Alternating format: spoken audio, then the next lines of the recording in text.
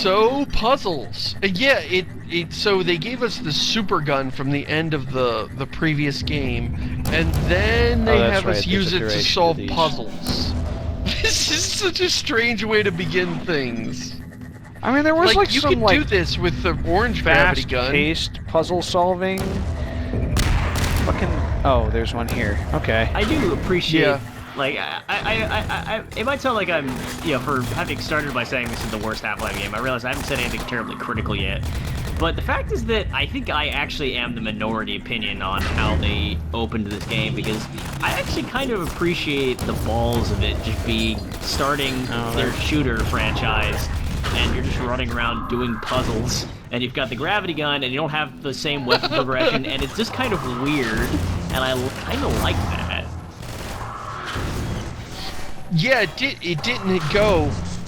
Come on, guys! I think it gives you the shotgun at the same time you get the pistol, and the weapons appear out of order, and yeah, it gives you a different feel as opposed to the standard progression that you get. Like, I think you get the machine gun after. There's a very straightforward model they could have followed with this episode, and I think they almost deliberately subverted it. In making it feel different than, like, a main entry into the franchise. One thing I think this game does well, as a DLC, is that it tries to, basically is what you said, it tries to evoke its own unique feeling. Because up until this point, DLC was typically, I don't know, basically you would go through all the weapons you did in the single player and then, like, get one or two new ones. Blue Shift was that way, for example, and Opposing Force. Yeah, the Gearbox gang. I don't count those in my registry of worst, by the way. I didn't like those games very much. Josh's canon excludes it? Well, they are debatably not canon.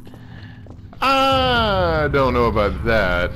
For a game with this little information, it seems weird to argue about canon in a game that never tells you what the hell's going on. Combine Overwiki, Seamus. Yeah, it's almost as crazy as Wikipedia. Read the tea leaves and try and figure out what all of this means, and it's terrible because they're putting more thought into it than anybody at Valve did. Yeah, although maybe this one phrase means this thing, and it's like out of it, Adrian Shepard came back for a playable game. But I mean, we're just getting so much Half-Life these days. It'd be great if they could give us something besides just the Gordon Freeman, Gordon Freeman we're getting all the time. Everybody. I wish I could see, like, trackable stats on what percentage of players tried to gravity gun down that dropship.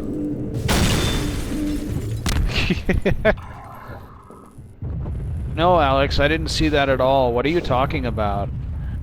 So, one of the other things... Go ahead, Seamus. That was a great example about 5 seconds ago. That Combine is there to shoot at you, not because they wanted you to do some combat. They were like, oh, we need a little more combat. The only reason he exists is to get you to look over there so you would see the big moment when that dropship rose up out of the abyss. Every other stupid video game would just grab your camera like a dictator and shove your eyeballs over there and make you watch that. But instead, I watched it every single time. A guy's shooting at you, you look over, you see the amazing thing without stealing control from the player. It is such a more graceful design, and it's not hard. It's just... I don't understand why more games don't crib techniques like that from this series. It's cheaper than the stuff that they do, which is, this highly controlled stuff that they're always trying to orchestrate.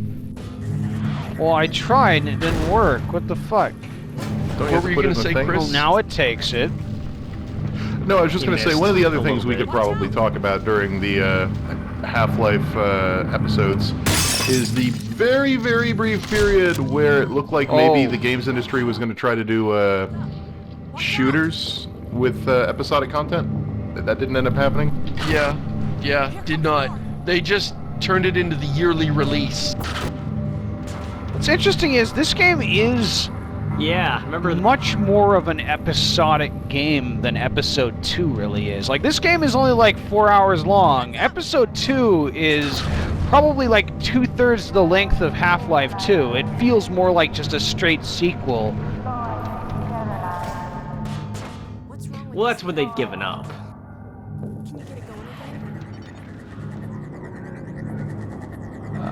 Where do I aim here? The corner there. You gotta pull that screen out of your way first. Yeah. It's nice of it to only drop like evil shit from the sky when like, we're moving. Episodic shooters were supposed to be a thing, and like there were all these articles about it. Valve and the Sin franchise, try it? I don't even remember any other episodic games.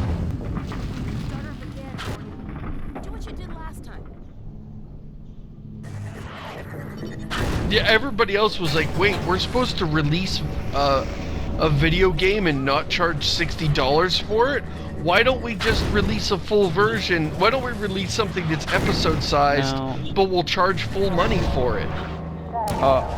What the fuck? Did I fall off the lift? You did. I can already tell this is going to be the next episode and a half right here. One of the things hit the stalker. Yeah, no kidding.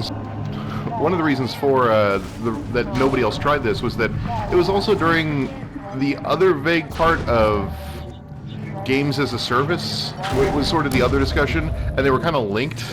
Like, you're going to release smaller games, and you're going to charge subscription fees, or you're going to charge episodically, and none of that ever really came to pass, except for, like, you know, MMOs did their subscription thing, and eventually Telltale and story-driven games found their, you know, episodic niche, but...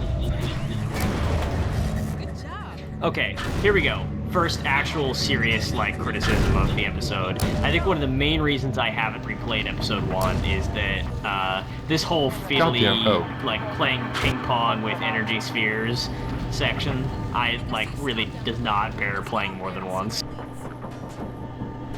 Yeah, it's a crappy mechanic. Yeah, it really is. Yeah. You know what? It would be fine for a few minutes. I think they just push it too far. They it goes on for too long. Too far.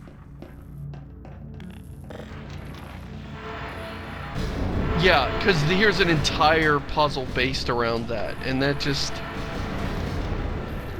Like, let's play pool tricks for 3 hours while guys are shooting at you in the same environment.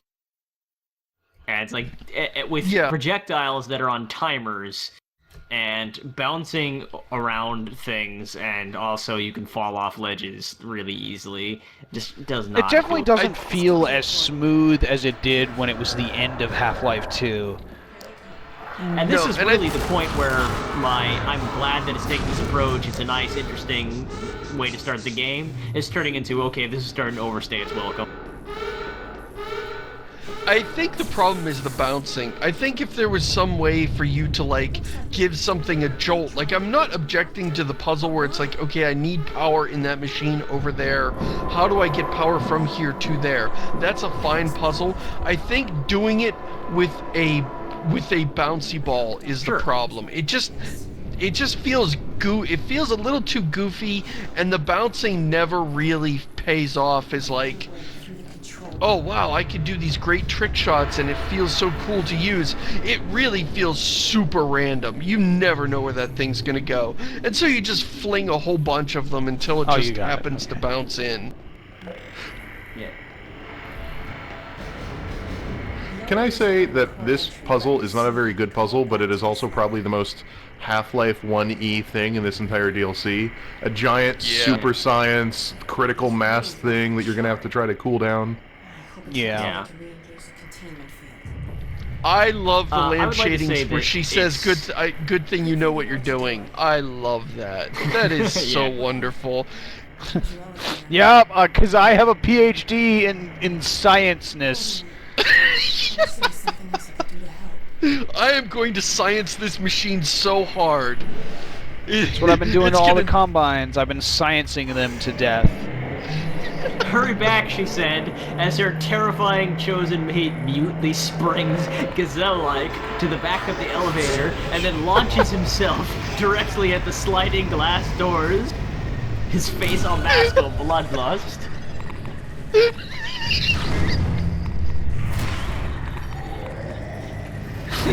watching someone play this game really ruins Alex and Gordon's relationship. Yes.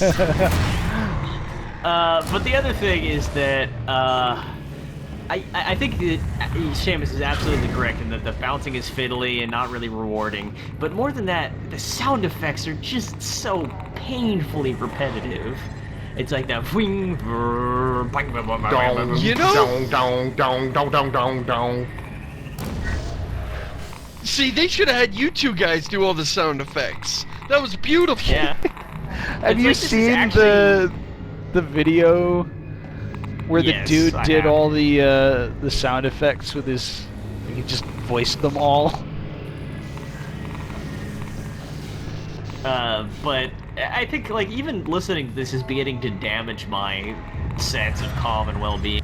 It's just like anxiety as I'm waiting for this projectile to die before I figure out the goddamn puzzle. Bing, bing, bing, bing, bing, bing, bing, bing. Oh no, I missed.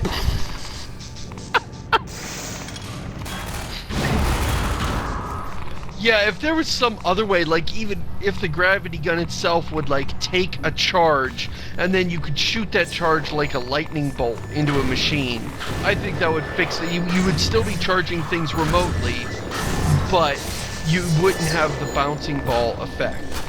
And that would hurt like one or two of these puzzles. But for the most part, the bouncing is not a mechanic that you once in a while you gotta bounce around a corner, but most of the time it's just aim. And the bouncing ones are fiddly and frustrating. Oh, that's good.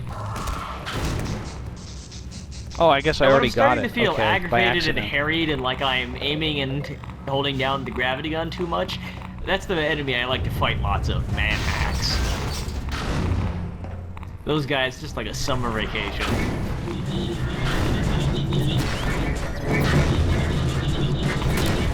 Like, look at that. Look at the screen. Although, on a serious note, Josh, what the fuck are you doing? This is madness. I'm trying to get through. Is that how you're supposed to do that? I think so. I always just Maybe you're supposed to like hold through the vent or something. They glow before they shoot, so you just slide back and forth. And yeah, you can use a vent as a shield. Yeah, and just spam the left and right mouse buttons. That's literally all I was doing there. I love that. This is where they're. You know, I was like. Oh. Okay. God damn it, Josh. Didn't work out so well. Josh! Okay, so this room, this reactor room is... this is where they sold me on high dynamic range lighting. I thought it was pretty bullshit at first. I mean, not bullshit, I mean it's a valid thing, but I thought this is not as big a deal as everybody's making of it. It's just, it's another little graphical quirk that we'll be sick of in a few minutes. And then you come from a dark space to a light space, and going out into that reactor room was the first time I was like, okay, I'm on board with this effect. That's really cool, letting your eyes adjust to the light, and that actually helps in setting a mood. Like, I'm feeling a mood, it's not just something pretty to look at. I'm getting this sense of wonder at this machine, and how bright it really is. Which you couldn't make anything feel really bright before high dynamic range lighting. So, yeah, this was where that effect finally paid off for me. I really want to be inside Freeman's head here. Like, yeah, I know what I'm doing. Press the button, there's a line, going to the sphere, and that's probably good. He's like, I know what I need to do. This machine, it won't work because there are too many people. I need to go kill all the people, and that will fix the machine. For me, I mean, I don't know, you know. Too many people? Freeman's mind never got this far, did it? No, I Freeman's think it's just finishing up the original one. Yeah. And it's funny, cause, like, the whole thing with that series was like, man, I can't wait until he gets to Half-Life 2. And it took him like 5 years. Well, yeah, like he actually had a credit sequence where he showed firstly all of the Source Engine like bizarre glitches that made the series such a pain in the ass to make on the right side of the screen, and on the left side just like a selection of comments from his 5-year run or 7-year run or whatever. And the comments were great. There's a bunch of them like, episode 4 of this series is never coming out. Sorry guys, haven't you guys figured out he's abandoned us? Or, I saw he posted on his site that he's not doing it anymore.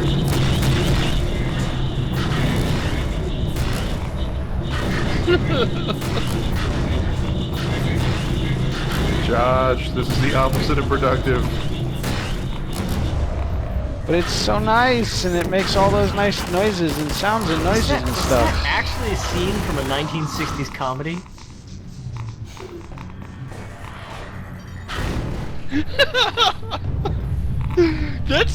That's how Austin Powers solved that particular puzzle.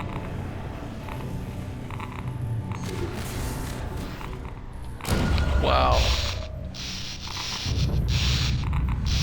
I will admit that solving puzzles the way Valve not intends you to solve the puzzle for some reason is never not hilarious to watch.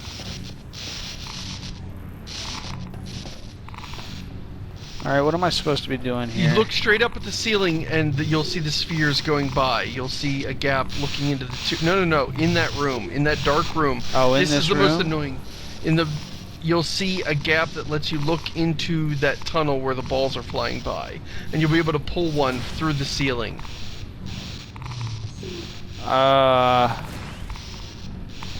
I can't. In this. Yes. Oh, here we go. Okay. No. This is from my memory. Oh crap! I missed. This is from my memory. Yeah, and then your missed again. next goal is to not miss. Then you don't want to fill them all up. You want to take the last one, stand back on top of the elevator, and then shoot the last one in. I see. Yeah. All right. That was from memory, folks. Honest. Like I remember that puzzle because it was any of this. Yeah, I remember that one. Funny. I remember. Really annoyed me. Couple of years ago. Oh right, I gotta get that thing running again. I played episode 2 and I played Half-Life 2 way more than I played this game, so I don't remember this game nearly as well. This is my least played episode because it does feel. I haven't played this since I think it came out basically. Yeah. Hey. Oh, hey, you fixed it and it works again and you're awesome. Yep, and it's never gonna blow up again, ever. Gordon, you did it, Gordo. The containment system's back in place. Gordo. It won't last forever, but Gordo at least we Freeman. bought a little time. While you were in there, I did some poking around in the control deck. They were trying to start a chain. Just imagining this like big marshmallow FEV suit. It's just a side effect. Since we took out Braid's reactor, this is the only way they have to send a transmission packet back to wherever they came from. I can't tell. You guys ever see pictures of Ivan's space biker and wish that they'd made a game out of the whole Citadel to send it off. I don't even know what that is.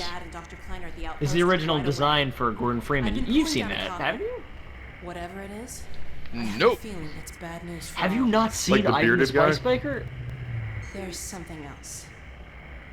You've not? Really? Never. Okay, I'm gonna find this for you right now, What Shannon. kind of Valve fan are you? This is very important. If you haven't seen this, you absolutely need to see this immediately.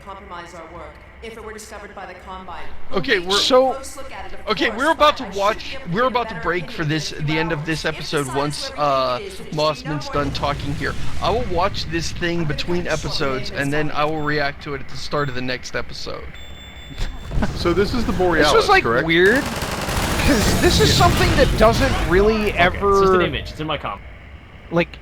It's still not really clear exactly what was going on, but yeah, she's off, like, first she betrays you in Half-Life 2, and then I guess, like, now she's working with you again, and she's going off to find the Borealis, which is the connection to Portal, because it's the Aperture Science vessel. No, she comes back on your side at the end of, you know what, that's how you get out, right? Does it? Does she? Yeah. I don't remember. Yeah, she does a heel face turn. At the end. Oh, that's right, actually, at the very end, yeah. Yeah, she shocks, Breen. But it's not really clear, like, how she got out of the tower, and, like, why she's suddenly, like, doing all this mission stuff like She 50 did it minutes all for later. Eli. She did it Well, all or is for that from, Eli. like, She before? loves Eli, and she was trying to keep him safe. And when betraying the Resistance was no longer the way to protect Eli, she immediately changed allegiances again. But the point is, we just woke up from the explosion that blew up the Citadel, and she was there, and now she's in the Arctic somewhere. How did that? Yeah, like good is that point. like a recording from earlier or what? Yeah, I don't know. That's a good point. Like, it feels like Never she's understood had that. a couple days of stuff going on. And we haven't.